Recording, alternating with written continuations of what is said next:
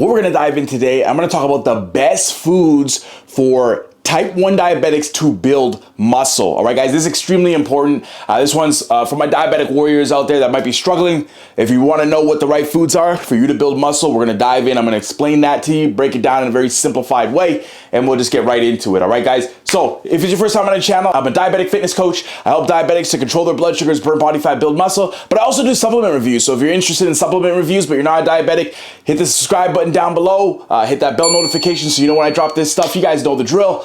Drop a like for your boy. Just doing what I can to throw this stuff out there, you know? So I appreciate you guys. I also do reviews, restaurant reviews and stuff like that too. So I'm gonna be start doing more of those as well as the weather's getting better. So stick around, I got you guys covered. Let's just dive into this one.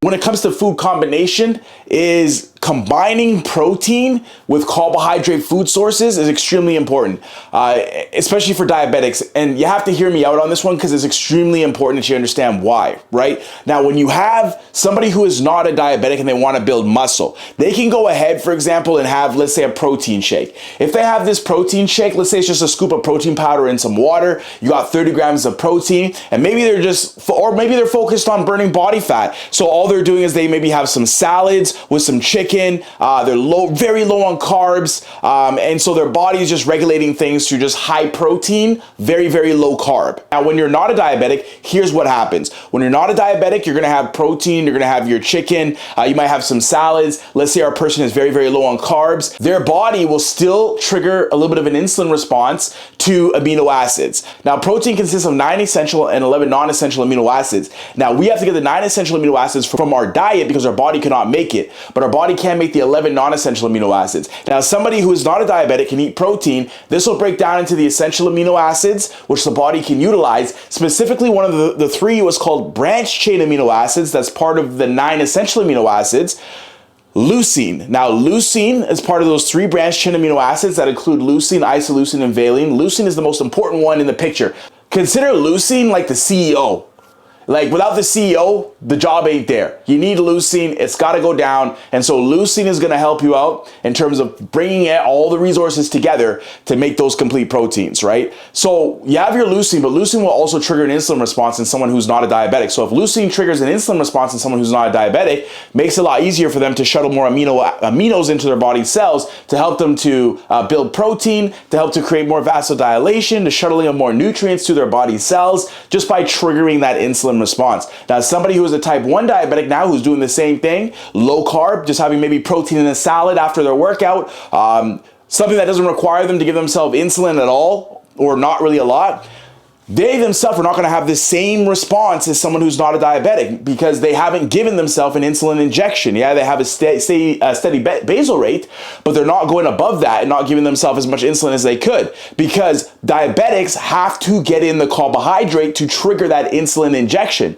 If you get the carbohydrate in, you trigger the insulin injection, now you get into the same category as our non-diabetic whose body naturally does this because our bodies are not going to trigger an insulin response due to leucine, whereas the non-diabetic will. So our person who's not eating carbohydrates over here, who's a non-diabetic, and they're just eating high protein, maybe some salads, things like that, their body will still trigger that insulin response, whereas our bodies, the type 1 diabetic's body won't. Assuming you're out of the honeymoon phase, your body's not producing any insulin. So taking this into account can now help you to structure how you're combining your food choices because it's gonna make more sense for you post-workout, even before workouts, to make sure that you're getting the most important time for you, in my opinion, to get your carb and your protein meal in. And again, combine the carb with the protein because then that will require you to do your injection.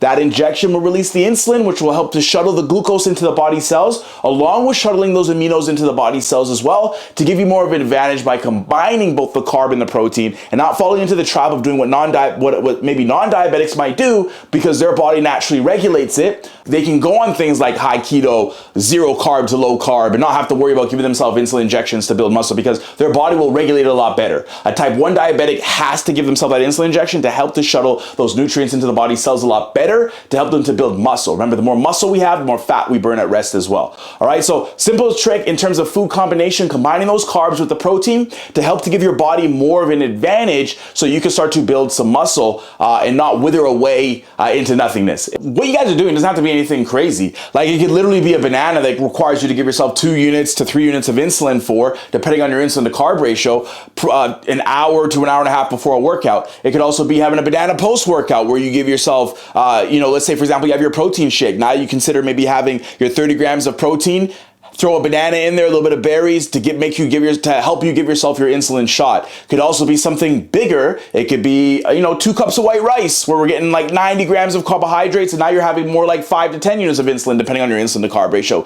Either one, you really want to make sure that you're putting yourself in a position to inject yourself the insulin so that you could start that anabolic building process. Remember that muscle protein synthesis, the building of muscle tissue, the building of protein, cannot happen if you don't have the insulin on board. That's one of the reasons why there is something called diabulimia, where if you are a diabetic and you don't give yourself your insulin, your body will continue to break down proteins, fats, muscle tissue, and your organs, eventually leading to death because your body is looking for energy and it doesn't have it if you're not giving yourself insulin and your body is high in sugar. So for example, now we want to go back to the basics and understand that insulin is really that key hormone that's going to allow your body to shuttle in nutrients into your body's cells and make you more anabolic, or put you more in the muscle protein synthesis phase that's allowing you to build more muscle. Remember, we don't build muscle in the gym. We build muscle when we leave the gym. We create tears in the body at the gym when we train, and how we repair those muscle tissues through restoring glycogen, which is just stored glucose, through shuttling amino acids, directly